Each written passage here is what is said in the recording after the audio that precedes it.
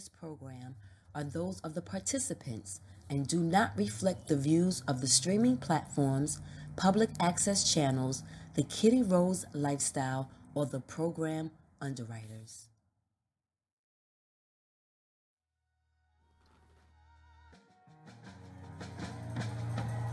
Tim's on my feet, stomping out the negativity. Everybody not a friend of me. Spread the love, still I move deliberately. Bully face on, but the smile be heavenly.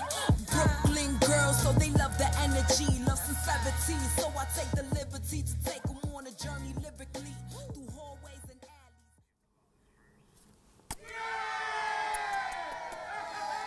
alleys. Hey everyone, welcome back to the next chapter, where we discuss shades of gray. I am your host, Minister Cat, aka KittyRose. And I'm not gonna start off by saying today is an interesting one. I'm gonna start off by saying it's interesting, but not in the normal way I'm usually like excited. This show is interesting in a way that it's very, very, very personal to me. And I'm not even sure if we're going to come to any solutions or resolvement in this episode.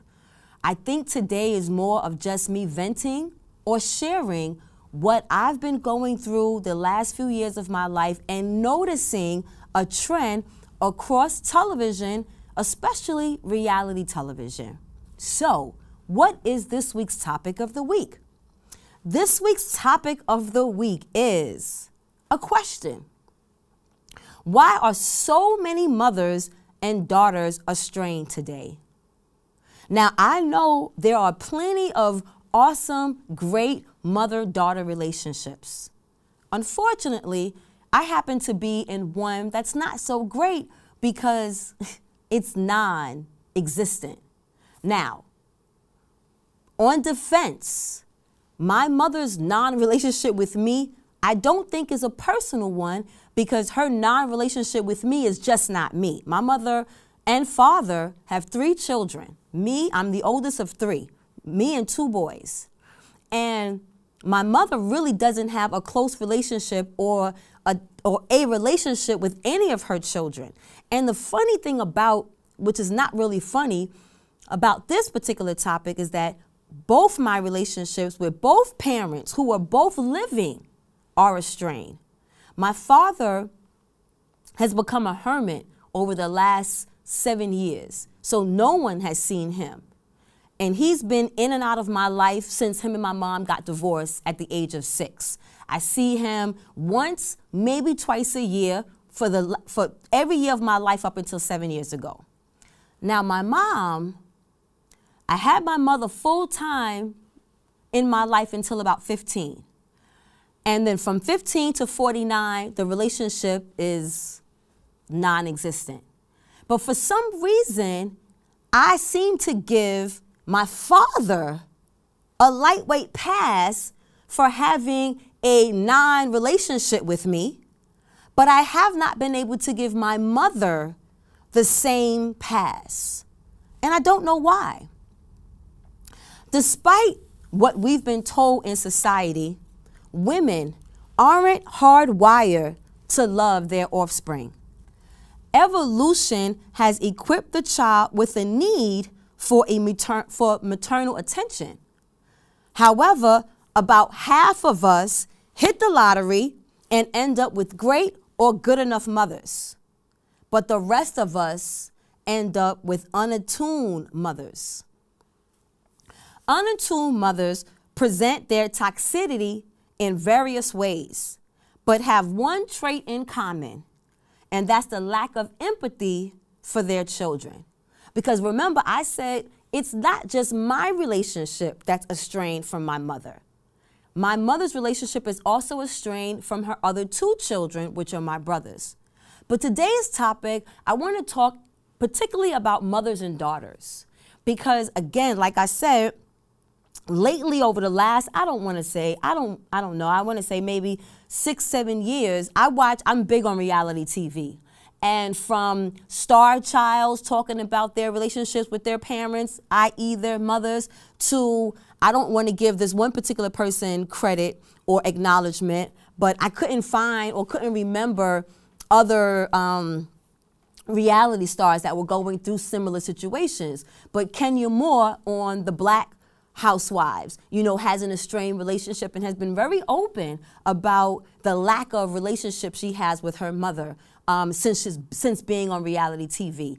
And it's something that I can relate to because at 49, even though I long for a relationship with both parents, I long for a relationship with my mother where I've noticed that I've seeked it out in other women. I've never really looked for a father figure unless you can say the men that I've dated, because the men I've dated have all been older, 10 plus years older than me. But I think the lack of the relationship with my mom is something that I've watched myself yearn for and try to connect with other women, and it's messed up the relationship. Whether it was my godmother, whether it was my mother-in-law, whether it was a mentor, I saw myself clinging to other women because of this need I had or have for a maternal existence.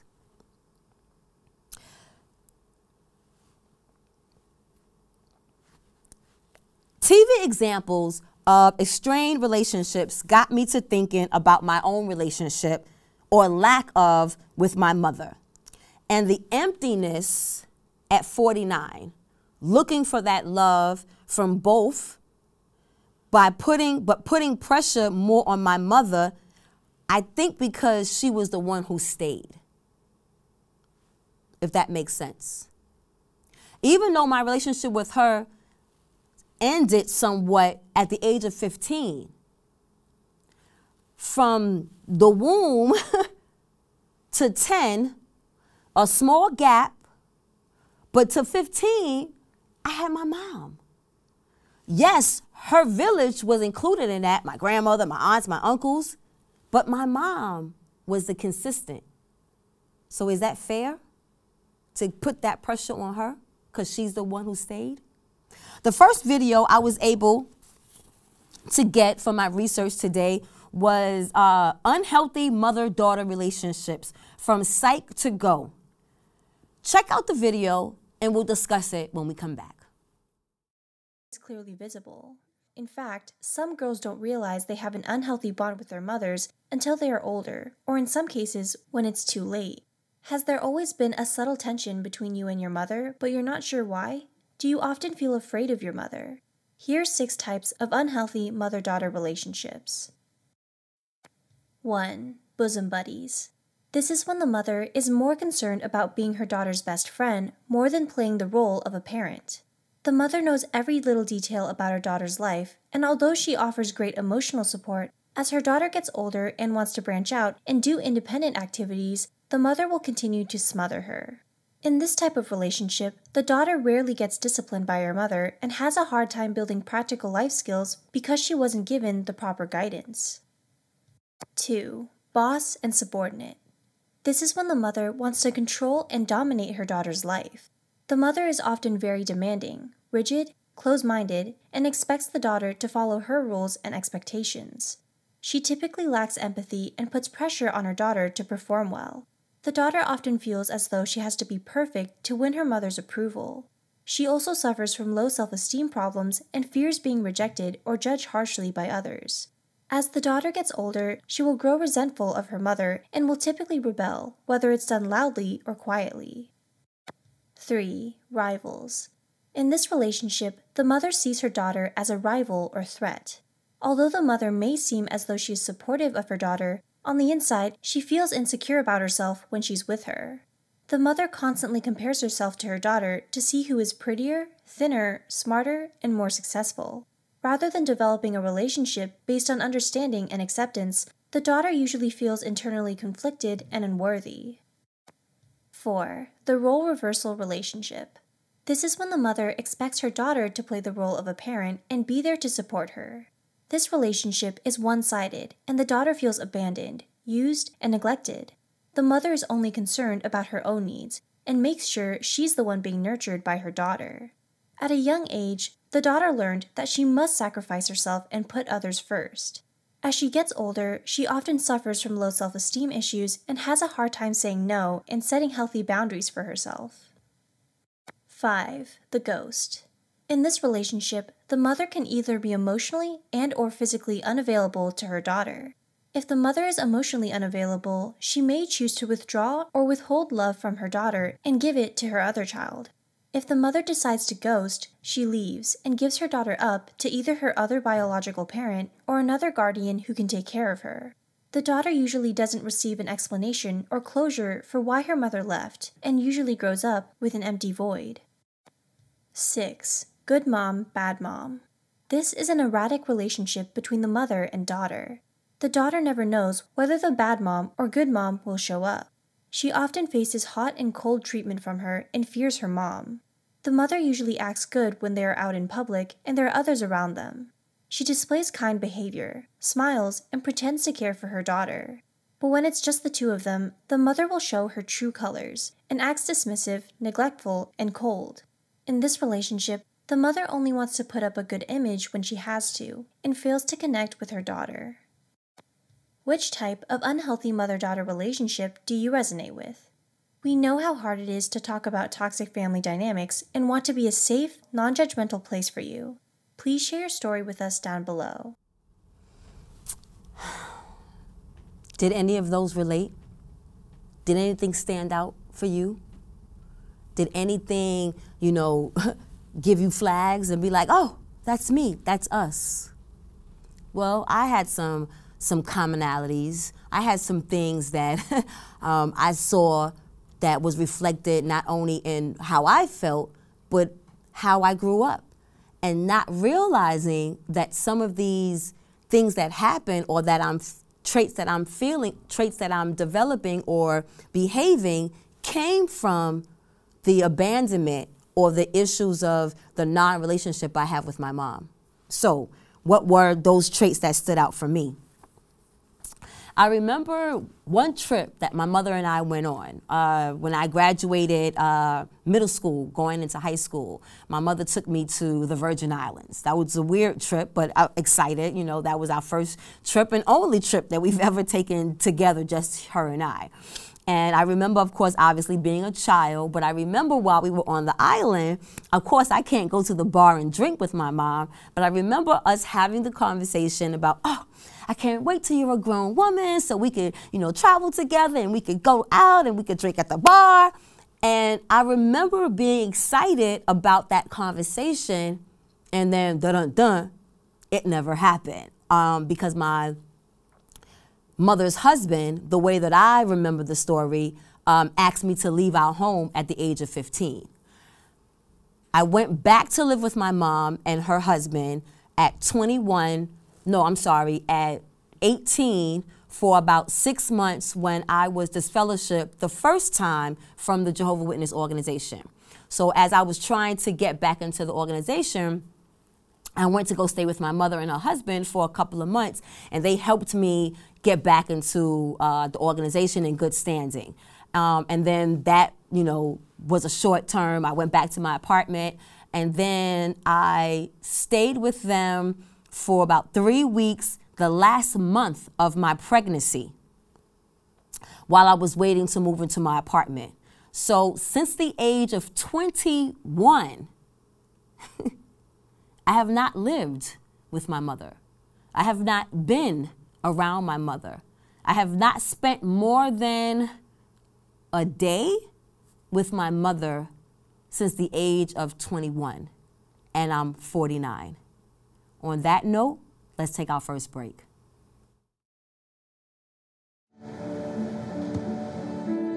I don't remember how it started.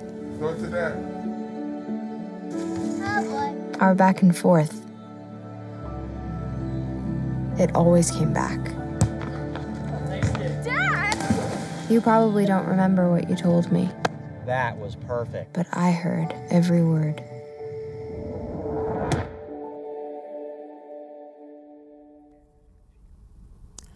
So before our first video, I asked the question, is it fair to put more pressure on my mom than my dad since she was the one who stayed?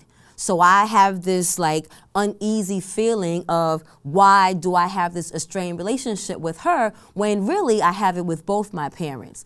But why do we put it on our mothers? Because mothers and daughters of all ages needs each other. Research shows that mothers and daughters need each other for their emotional well-being, and that emotional growth and development is best done within the mother-daughter relationship. This means that today's estrangement trend is harming both the mother's and daughter's emotional well-being and development.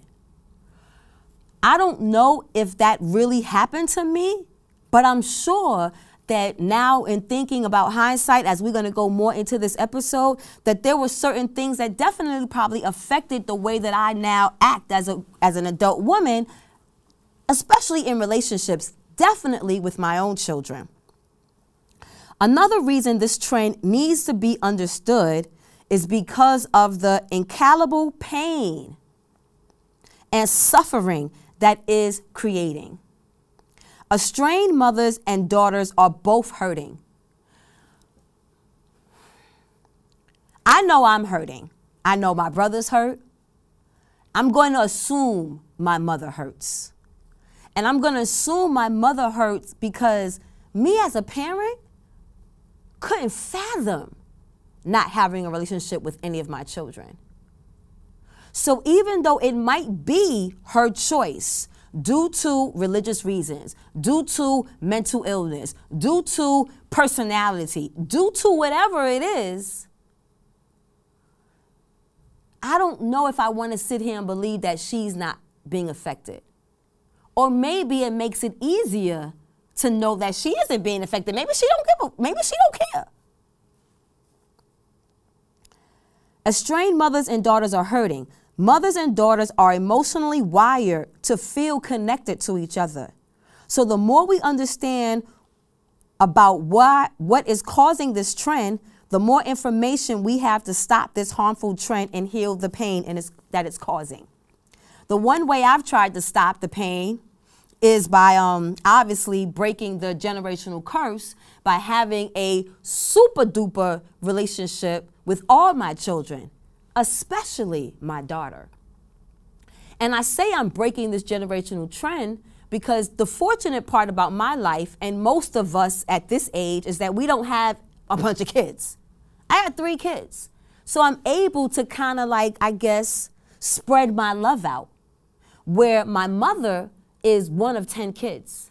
My father is one of 22 kids.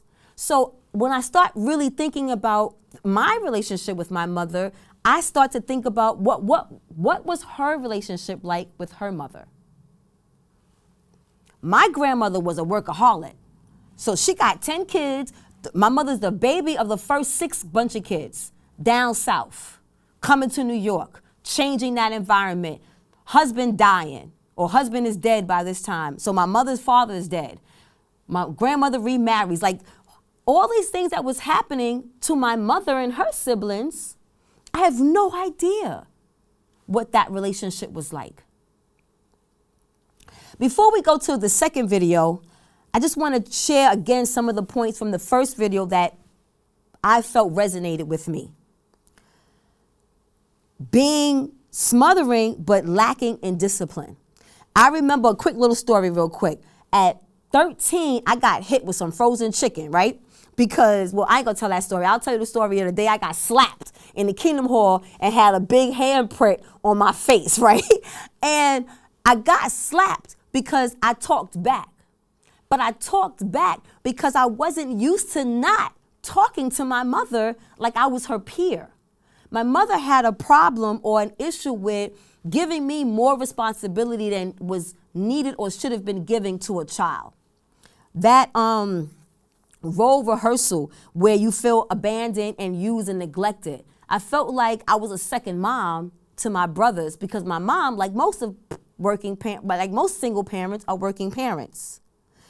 I also feel like to this day, I have an issue about being judged by others. Does that come from the lack of love or attention I get from my parents? i.e. my mother? So the second video was coming from REVOLT, the Black Girl Stuff show. And this episode was the relationship between between black mothers and their daughters. And let's see if some of these notes from the first video and some of the things that the black girls reference, let's see if there's a connection. Let's go and then we'll come back.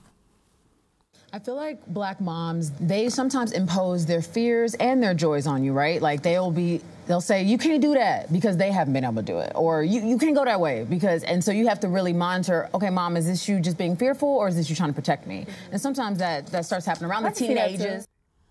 So I know my mother was very protective of me. Not just my mother, but the family, the tribe in which I came from. So in that tribe, I think my mother's instructions to me were always given from the instructions that was given that she was familiar from the tribe, not necessarily my mother directly. So when it was those things to keep me aware of or to keep me mindful of, I think that my family's focus and only focus at the time that me and my cousins were growing up, me and my cousins, the children of my grandmother's children, I think for the most part, they were so focused on teaching us religious doctrines to keeping us safe that the emotional components of just life was lacking. Let's go back to the video. I wanted to share something else with you guys. Why black mothers, have a little rift with their daughters, on the road to adulthood, I think definitely is having kids without healing. A lot of them are going through things that we didn't understand as kids. So their hurt kind of trickled on to us. Yeah. That's number one. Number two, it's just not knowing. Some of them not reading books. They just had, and they have kids at young age like my mother. My mother had me at 18. She didn't know. We learned, we grew together. So she's a teenager. She's trying to figure it out, and I'm her daughter. And I feel like maybe some of the parenting things, they got better because I have 6 siblings, and they didn't get it half as bad as we did. The oldest two always gets it the worst, okay? Because then when I see them slide, and I'm like, no, mama, get on them how you got on me. Like, so I feel like she grew to the woman that So I definitely can agree about the whole healing or being someone's parent before you begin your own healing. Now, again, I don't know what my mother healed from or needed to heal from or needed to heal at all. My mother got married at the age of 20. I came out right after. So we joke about the fact that I was at both my mother's weddings. You know what I'm saying? Because I think my mother was pregnant with me at her wedding with my father. But anyway, I digress. I know for years I've heard a story that I thought came from my mother that I found out a few years ago didn't come from my mother. So I don't know where it came from. But most of my life, I remember hearing, or I thought I remember hearing that my mom said that she didn't want to have kids. I thought I remembered my mother saying that she married my father to get out of her mother's house. Now, I've heard this from other women, especially when you're raised in a house, bunch of kids, and you want your own independence. You just want to now have your own. And the way that we're taught having our own coming out of our parents' house is to get married. So she meets my father, super duper charming, and they, I'm sure, got down, got married, and left my grandmother's home. Now, my father, like I mentioned, is one of 22 kids. My father was also an alcoholic. And I'm not sure, I don't know, but I don't know if he partook or did drugs during that time of my life. But I know that he did abuse drugs later on in my life. So I don't know what that looks like in the beginning part. My father was also physically abusive to my mother. And my father, I don't know if he cheated, but he was definitely a flirtatious husband, a flirtatious man who was a husband. I say all that to say that I'm sure that whatever his history was, that he definitely did not come into a situation as a healed, almost 30-year-old man. with no high school education, coming from the South, and like I said, again, abusive, alcoholic, 1 of 22 kids, and now you got my mom, who's just 20, coming from a Jehovah's Witness household, Southern background, father died, 1 of 10 kids. Again, I don't know what the relationship was with her and my grandmother. But you got these 2 people now that are having kids and probably just wanted to have each other for a moment. But like I said, I was at that first wedding when doing the math. So right away, they got kids. And what do they know about kids? My mother had me. 10 months later, it was my brother. A year later, it was my other brother. My mother literally had us back to back to back. So by the time my mother was 24, she had 3 kids, really 4 with a husband. What does she know?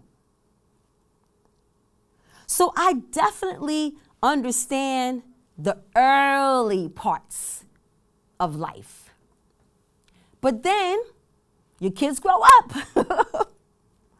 And I think that that expectation that was in the first video might have something a little to do with my mother's lack of relationship with us. Because my mother raised us to be Jehovah's Witnesses. And ideally, I know that's what she wants. But what I've learned as a parent is that my job is just to facilitate information. I can't tell my kids what walk to walk. And even if I try to, they are their own individuals. They don't listen to me. They might take a reference. They might, hear me a little bit. They might, ask me my opinion. But for the most part, they're going to make their own decisions. But that doesn't stop me from still having a relationship with them. So even though we might have not gone the direction that she wanted us to go to spiritually, and I won't even say spiritually, religiously, how do you still disconnect yourself from your children that you gave birth to, especially, in my opinion now, this is my opinion, especially as a minister who teaches love. So yes, you might be disappointed that as a minister, I'm not following your footsteps in the same religious organization that you're a part of. But at the end of the day, isn't your job as a Christian is to love me unconditionally as Christ loved? So is your love now distant love? Because I'm going to tell you, I don't feel it. You changing a picture, your profile picture to me and my kids does not make me feel loved. You watching my life online does not make me feel loved, does not make me feel like you're proud of me when I don't talk to you as things are progressing or decreasing. That's wrong, but you know what I mean. And I'm surprised that I'm actually chuckling and not boo-hoo crying. But I think I'm not boo-hoo crying because I am also coming to terms with, not that I'm not sad or not that I don't still think about it, but I think that because it is such a common trend in society right now, or American society, that we have to try to make light of it so that the pain doesn't continue to consume us. Let's take another break. How do you know when you've made the right decision? It's the feeling you get in your gut, the one that tells you what's right or wrong. It's the one that says, sure, I can have a drink, or the feeling that says, okay, I've been drinking, now what? It's the voice inside you that says, I'm buzzed, better leave the car when it's time to go. Plan ahead, catch a sober ride. Buzz driving is drunk driving. So currently, I've been having the conversation with myself and my siblings about what's next for our parents, in particular our mother, because like I said, our mother's the one who did not leave. Our father, even though he's estranged, literally, like I said, been a hermit for the last 7 years, he was always kind of in and out of our life. But again, up until 15, what I knew to be consistent, which is interesting now that I think about it, was my mother. But if my father was consistent every year in my life up until 7 years ago, then I think I probably spent more time with my father than my mother as an adult. I never thought about that. Yeah, I didn't, wow. I spend more time with my father. My father, which is weird, even though my father has not been in our lives in 7 years, my father has more of a relationship with my kids than my mother does. My kids know who their grandfather is. Wow. But they do not know who their grandmother is. In their whole life, except for Isaiah, my oldest son, who happens to now live down south near my mom, outside of him, and his relationship is kind of shaky, who lives in the same city, town as my mother. But the other two children, I can probably count, I definitely know it's not on more than both these hands, the amount of times in the last 20 years and 25 years of the ages of my children that my mother has seen her grandchildren. So when me and my brothers are now having the conversation about, well, you know, mom she's 80 now, you know, and is she 80? Because I'm about to be 50. So yeah, no. If my mom is 20 years older than me, yeah, 50, yeah, she's 70. She's about to be 70, right? So no, I'm turning 50. She is 20 years older than me. So 60, 70. So my mother's 70. So she's getting up there. She's not an elderly woman yet, but she's getting up there. And she's starting to have concerns about, obviously, her health and what's going to happen to her as she gets older and what child is going to step up to help her and, you know, whose child she's going to live with because her husband is like 100 years old. And I'm just joking, but he is an older gentleman. So well, anyway. So she's thinking about what's next, right?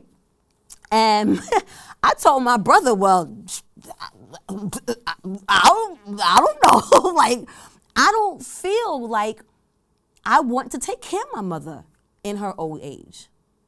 And the crazy thing is, I do want to take care of my mother. You know what I mean? Like, that's my nature. I took care of my husband's grandmother when she was ending her life. Like, I am a nurturer. So it would only make sense that I would take care of my mother.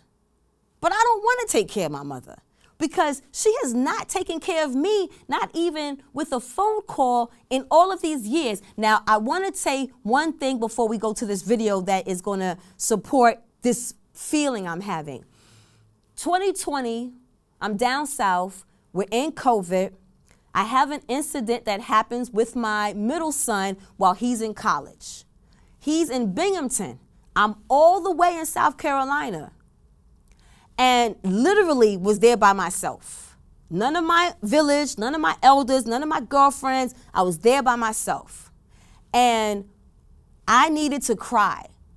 And I called my mother and her husband, and they came over to my son's house, and I cried in my mother's arms in 2020. That is 3 years ago. The first time and only time as an adult woman that I've had the feeling that I had my mommy. Let's check out this third video about what happens when your estranged parent dies from the Scapegoat Club. Let's see what this sister had to say, and then we'll break this down a little bit more. I think there are a few things.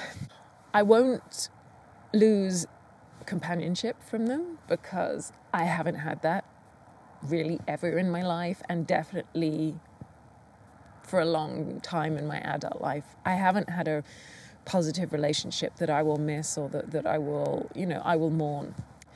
And actually, talking of mourning, that's really what I've been doing through the estrangement process, is mourning the loss of the hope that I will ever have a relationship with them, have the relationship that I want.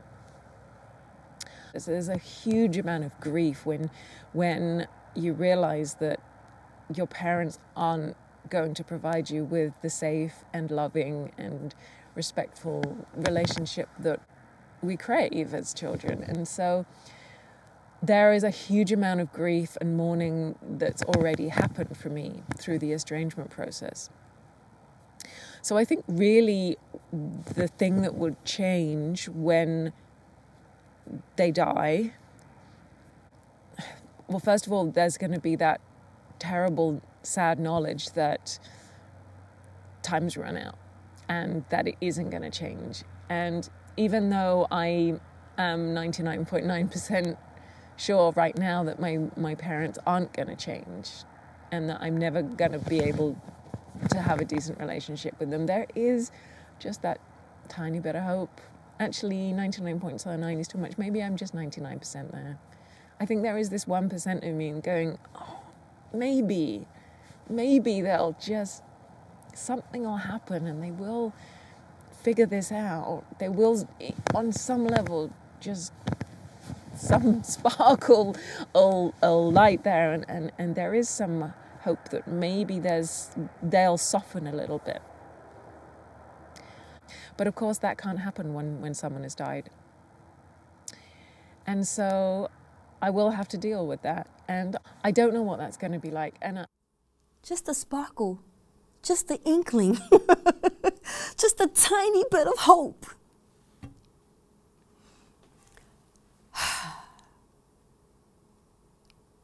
And the funny thing about it is when she spoke of grief, that's how it feels. I don't know if it feels like that for her, but it feels like that for me. And why I hate the feeling of grief of a living parent is because at this stage in my life, I am being a support system to all of my other friends who are grieving the loss of their parents. So I have a parent who's alive and it feels like she's dead. So I think what's going to hit me the hardest when she dies is that we ran out of time. Because as the white woman, and I'm loving the fact that I picked the white woman because you heard from the black girls who have this type of thinking that our mothers are strict on us because they're preparing us for the world. Where maybe in other cultures, it could be other reasons why, you know, mothers treat their daughters a certain way. So it was good for me to see someone of another race talk about her relationship with her parents not necessarily being all rosy and rainbows. But here she even says that she believes that they're not going to change. And now let's say, if I got reinstated with the Jehovah's Witness organization because I unfortunately got this fellowship for a second time. So when I got this fellowship for the second time, that's really when my relationship with my mother became strained. Now, mind you, it was already strained at the age of 15 to 19 because she kicked me out or she allowed me to be kicked out. And even though I'm living with my grandmother and I'm in the neighborhood, my mother stopped taking care of me. She didn't pay my grandmother anything to take care of me. I graduated high school at 17. My mother gives me the apartment, but she's not paying no rent. So literally, I don't know her again until I live with her for that short period of time just to get reinstated. And then the short period of time again towards the end of my pregnancy, but then that's it. So if I got reinstated, would the relationship then change? Would the relationship be closer? Would the relationship now be better so that when she is entering that last stage of her life, we can now be friends and I can help take care of her? But I feel like, excuse my language, but what the, I don't know if I want to do all of that. I don't know if just because I got reinstated into an organization, then you decide you want to mess with me now? After all these years of all the progressions and downfalls and marriages and divorces and stuff I've been through, now when I'm in my 50s on television, we good? Let's take another break.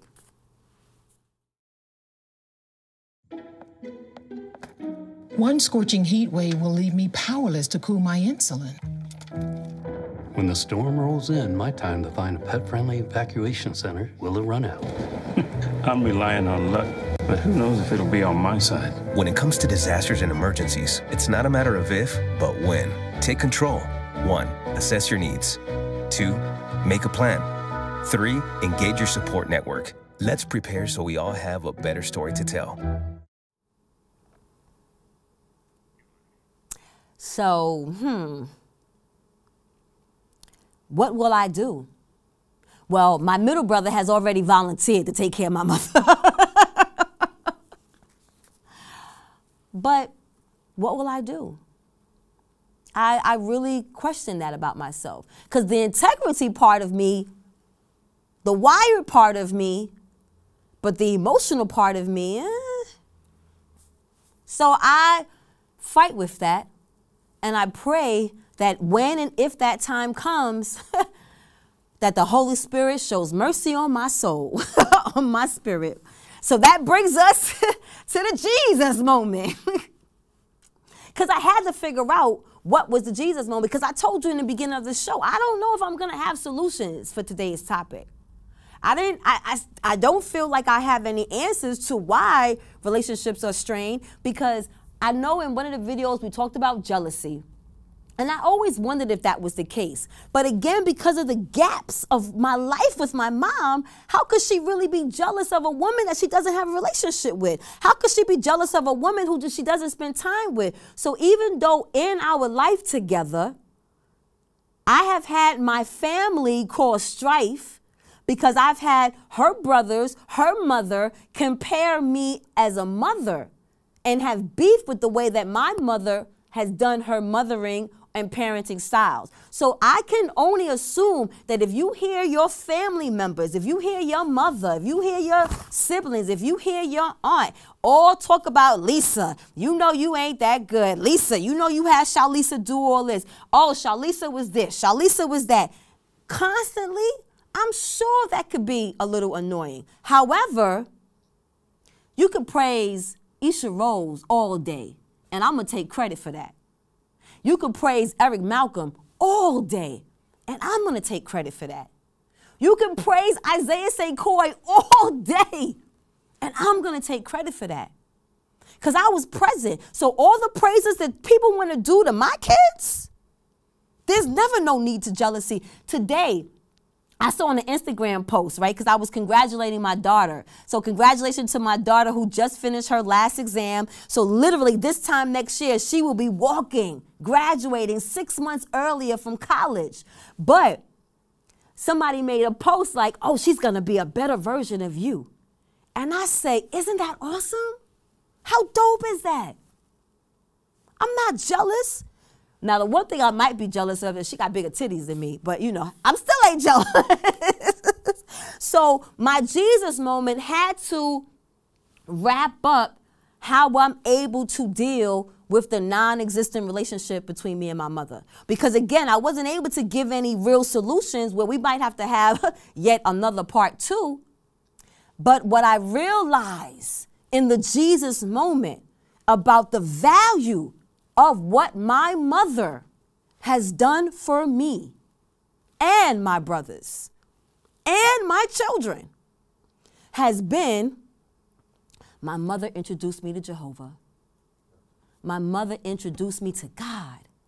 My mother introduced me to the love and the mercy that Jesus Christ showed. So scripturally, Proverbs 20, well, before I get to the scriptures, right?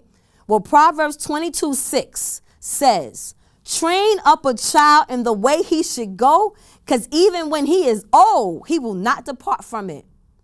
I've gotten this fellowship. I've had some babies. I've, did some things, broken some laws.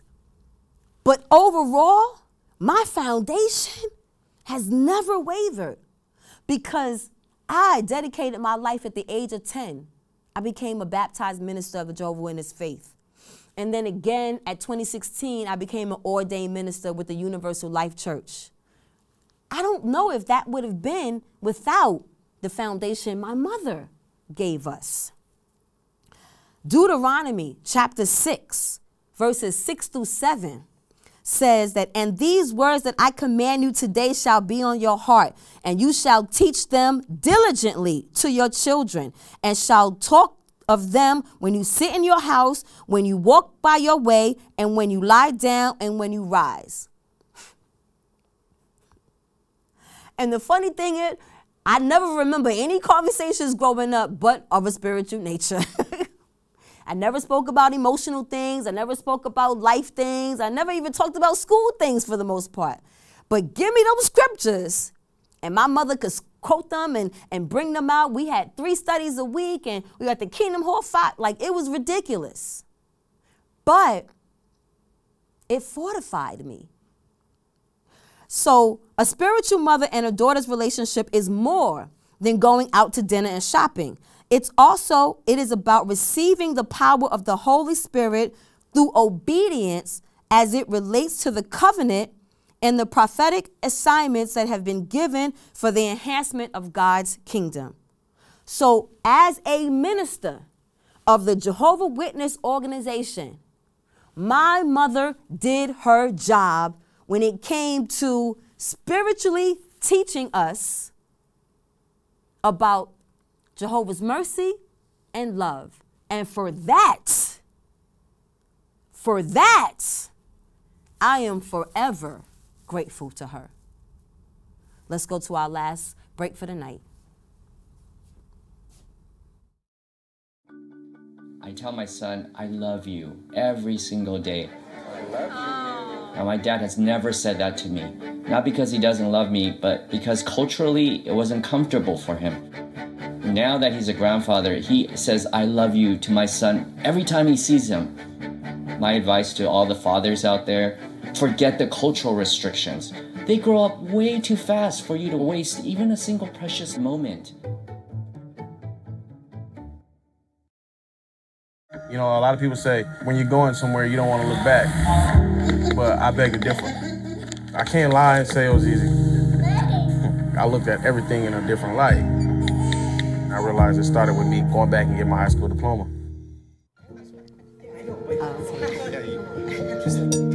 Look at that. It's so sad.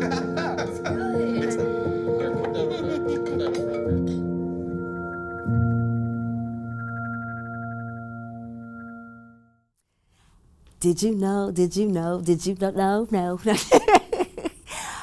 Shout out to one of my girlfriends, Miss Anita. She's been loving these Did You Know segments. I have been loving them. I hope you guys have been loving them because I got a doozy for you today. Since we were talking about relationships between mothers and daughters, I just thought it was best to give some tips about parenting teens. So did you know?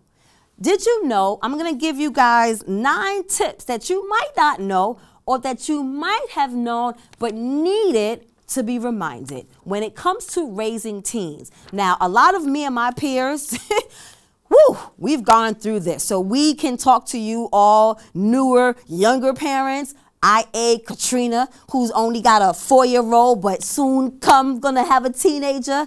When you get these teenagers that you want to strangle, that you want to kick out your house, that you want to just love up on and don't know what to do but to shake them, I got some pointers for you that you could take in and breathe. So the first one is keep your cool and stay centered. I know that seems difficult because sometimes these little mugs make you want to just, and some of them need that. I tell every parent, prepare yourself around 13, 14 with your girl and your son. Mothers and daughters, prepare yourself to raise up on them one day because they're going to try to flex.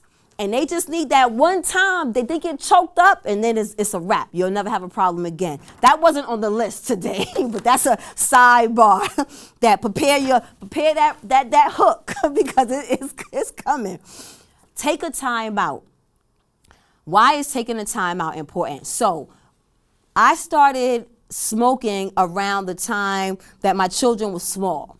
And when I got divorced or when I got separated, I started to incorporate mommy's 15 minutes. And literally, I would take these 15 minutes. That would be the only time that my door was closed, and I would go in the house, whether I came home from the end of the day, and I would smoke. And those 15 minutes, when the door is closed, if it's not a fire, don't knock on my door. When the door is closed, do not disturb me. That was my moment for me to decompress so that I can come out and cook, do homework, take baths, like do everything I needed to do, being a mother to 3 children all at the same time. So take a time out. When talking to your teens, if you sense that you or your child is getting frustrated in a discussion or interaction, take a time out. Timeouts are not just for the kids. 3. Listen to what I'm saying to you very carefully. Emphasize the positive things in parenting teens. It's quick to talk about the negative stuff. You're dumbass. Why you didn't pick that up? You stupid? What's wrong with you? You brought home a C. You don't know no better. Like, it's easy to talk about the negative stuff. Why your shirt outside your pants? Like, but what would it look like if we emphasize the positive things that they do? Oh, you picked up your sweater off the floor. Oh, you brought home a B. Ever heard of the negativity bias? That's how scientists describe the fact that our brain responds more strongly to negative bias, developed as an evolutionary survival mechanism, making us more sensitive to threats and danger. So let's emphasize the positive so that we don't make our children have these guards up at such a young age, because they're always kind of like on defense mode, waiting for you to say something negative over the positive. Because how you raise your children is also how they prepare to interact with people in the outside world. You're their first interaction of dealing with people. So how you deal with them is in turn how they're going to deal with others outside. So the negativity bias no longer serves us. In fact, it decreases our well-being.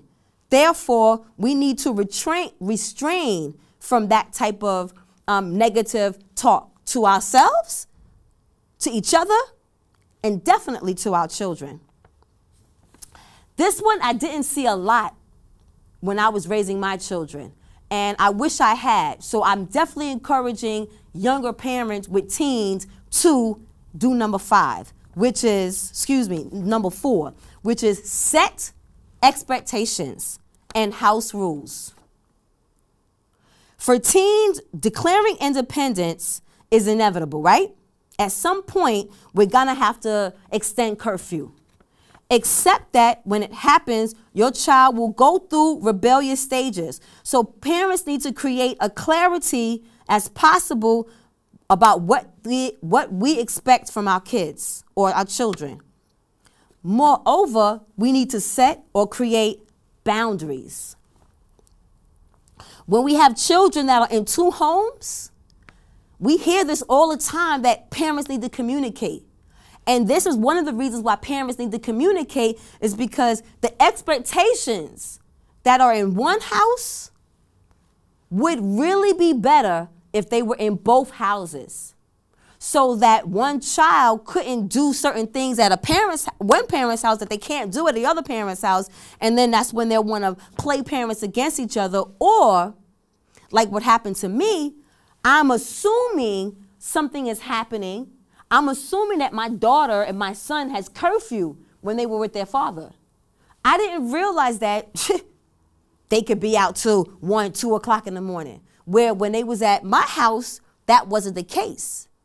So because we weren't communicating, we were both giving our kids 2 different sets of structure and expectations. So in setting those expectations, we need to set age-appropriate consequences that will go into effect if the house rules are broken.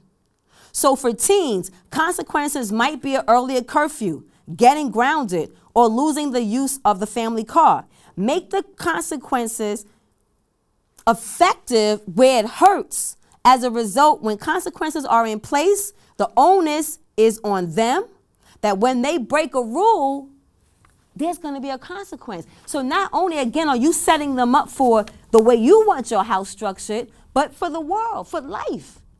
Because if they walk around with no consequences, then guess what? In life, they're not going to think about consequences. Acknowledge how they feel and what they want. We got to meet our kids where they at. They're what they call that, oh man, I can't think of it right now off the top of my head, but you guys know what I mean. Acknowledge how they feel and what they want. It's critical for children to feel understood and validated. When you make house rules, take into account your child's desires and opinions. And even if you don't agree with them, be sure to honor their feelings before you explain why this doesn't work for the family as a whole. Because again, you are the boss. Keep communication going, because we're often so busy and distracted that we don't always take the time to really focus on our kids when they're trying to tell us something. So take advantage of the time that we have together when we have dinner, when we're driving in the car, when we're chatting before bed. These are good ways to stay in touch with our teens because we prioritize quality time as well as quantity. Be an empathetic listener. Don't just listen to your partner, listen to your children, because as they are teens, guess what? They're becoming young adults. And last but not least, reach out for parenting support. You are not alone. What you're going through, your parent groups are going through. So share, share, share, because like this show, when you like, follow, and share your comments on the Facebook page, we get to have these conversations as a community and come back every week to figure out how we can navigate through these next chapters. So I'm your host, Minister Cat, aka KittyRose, coming to you right here from BronxNet, where I'm bringing you the next chapter where we discuss shades of gray. And until next time, don't forget to follow, share, and like the next chapter. And before I go, if you have any questions, don't forget, you can always catch us on our Facebook group page for behind the scenes pictures and bloopers and things that's coming up, topics that you want to hear me talk about or vent about or cry about, or even if you want to be an upcoming guest on our shows for 2024. All that stuff you can find on our Facebook group page. But until then, catch me in the Matrix.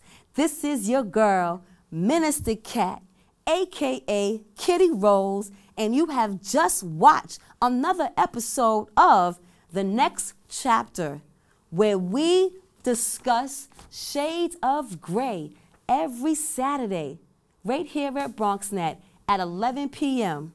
It's your girl, Cat. I love you all. Be safe out there. The revolution has begun.